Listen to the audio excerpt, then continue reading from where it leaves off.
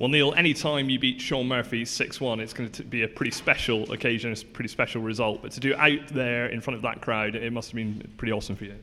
Yeah, it was amazing. The atmosphere is just absolutely incredible. Like, you have to pinch yourself, to be a top snooker player these days, to have the opportunity to play in front of those kind of crowds.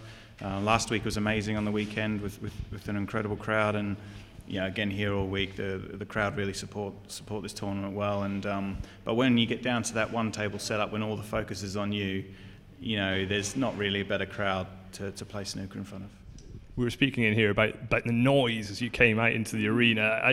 Was it difficult to kind of bring yourself down and get to business straight away? It was an incredible atmosphere out there at the start. Yeah, I felt like Russell Crowe in Gladiator. I thought I had to search for a sword and a shield and put the Gladiator helmet on and come out, and because it has that Colosseum kind of effect. It's the closest thing I've seen since the Wembley Conference Centre. Like Alexandra Palace is amazing, Crucible's amazing, one table setup, but this is something else because the crowd is really vocal and it's so many people. So yeah, just like I say, all the top snooker players who are working hard and performing well have a lot to thank Barry Hearn and the team for.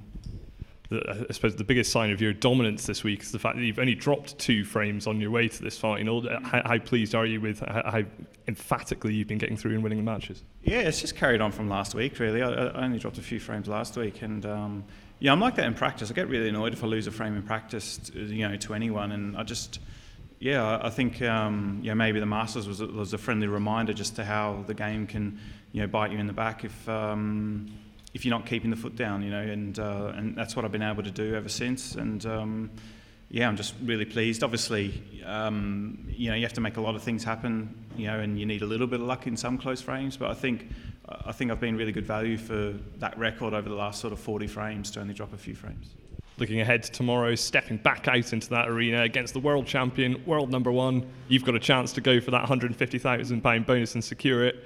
I suppose occasions don't get too much bigger than that. How much are you going to relish it? It's the occasion itself will just be enough. Do you know what I mean? Like I don't really have time to think of any other things where I'm going to be in the order of merit and where my ranking's going to be. Just what I've been doing, just working hard, preparing well. I think I've made a huge change in that regard over the past sort of couple of years in my career where, at tournaments I've been practicing on the practice tables. I've been doing everything I possibly can to get the best results, and I'm really proud of myself with the way it's starting to pay off. Well, it's a match we absolutely cannot wait for. Good luck tomorrow. Cheers, thanks, mate.